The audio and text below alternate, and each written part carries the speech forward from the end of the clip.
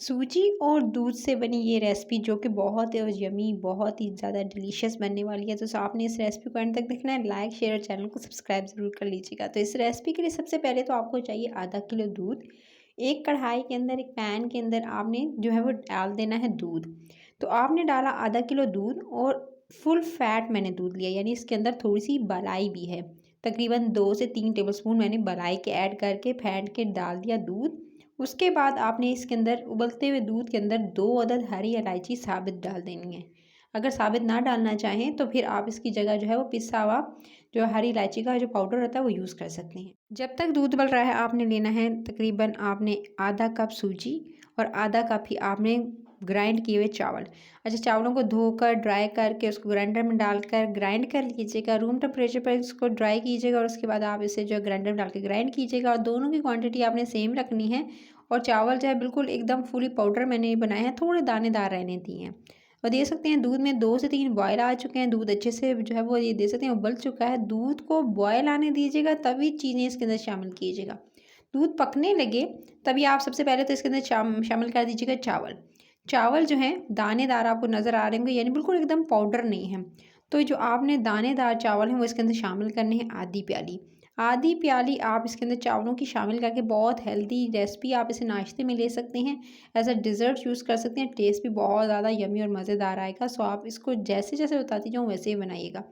फिर जी आपने चावलों को इसके अंदर शामिल करके बराबर चमचा चलाना है और हल्की धीमी आंच पे इसे कुक होने देना है।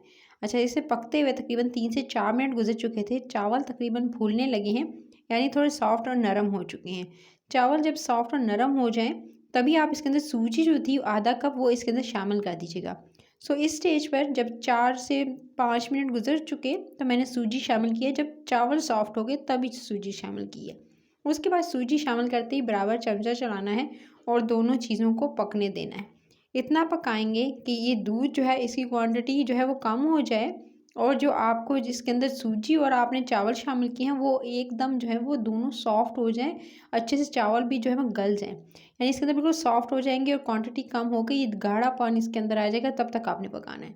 इसको पकते हुए तकरीबन जो है वो 10 मिनट के करीब हो चुके हैं और दे सकते हैं अभी इसके अंदर गाढ़ापन नहीं आया है, लेकिन सूजी और जो चावल थे वो काफ़ी हद तक जो है वो सॉफ्ट हो चुके हैं।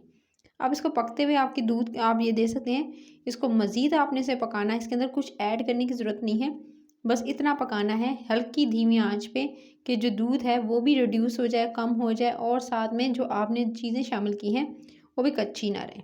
तो इसको पकने देंगे मज़ीद 4 से 5 मिनट। और 4 से 5 मिनट पकने के दौरान ही आप इसके अंदर शामिल करेंगे चीनी।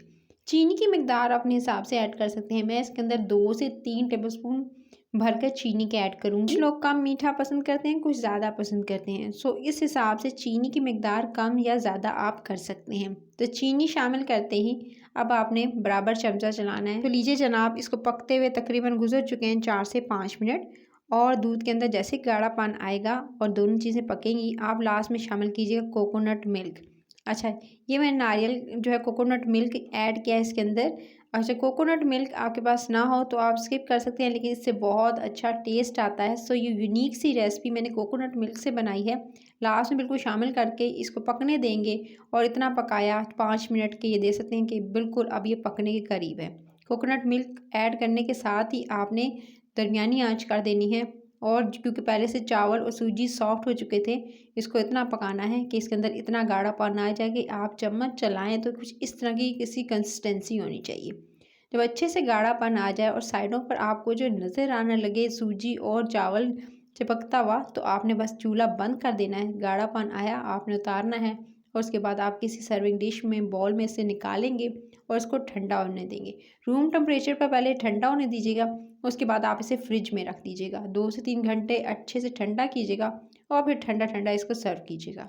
इसको गरम भी खा सकते हैं, आप चाहें तो इसे गरम भी खा सकते हैं, लेकिन ज़्यादा अगर सर्दियों में खा रहे हैं तो आप इसे थोड़ा जो गरम ले सकते हैं, लेकिन अगर आप जो है इसे गर्मियों में ले रहे हैं तो फिर आप इसको ठंडा ठंडा सर्व करेंगे। बस ठीक है, इस ऊपर से आपने इसकी सजावट करनी है अच्छे से। इसकी नारियल के बुरादे से, नारियल का जो बुरादा है उसको ऊपर डालेंगे, साथ में आपने ऐड करने हैं पिस्ते बादाम, और तो ये मज़ेदार सी रेसिपी हो गई रेडी, रिच और एकदम बहुत अच्छी। स्पेशली जो है आप इसे बच्चों को भी दे सकते हैं। तो रेसिपी अच्छी लगे तो बस आपने एक ही काम करना है, लाइक शेयर और चैनल रेसिपी करिए इसको सब्सक्राइब ज़रूर कर लेना मज़े मज़े की रेसिपीज़ के लिए। और नोटिफिकेशन मिलेगी अगर आप बेल आइकन को प्रेस कर लेंगे और हर रोज़ एक नई रेसिपी इंजॉय कर सकेंगे, खुद बना सकेंगे मज़ेदार सी इस रेसिपी को। सो आपने इसे ज़रूर ट्राई करना है और कोई क्वेरी हो, क्वेश्चन हो तो आपने जो है कमेंट बॉक्स में ज़रूर पूछना है गाइस। तो ये मज़ेदार सी रेसिपी, इसको ठंडा चिल्ड कर लिया था, ये मज़ेदार सी रेसिपी अब खाने के लिए तैयार है। अपना ख्याल रखिएगा, इसको ज़रूर बनाइएगा। टिल द नेक्स्ट वीडियो फिर मिलती हूँ। Take care.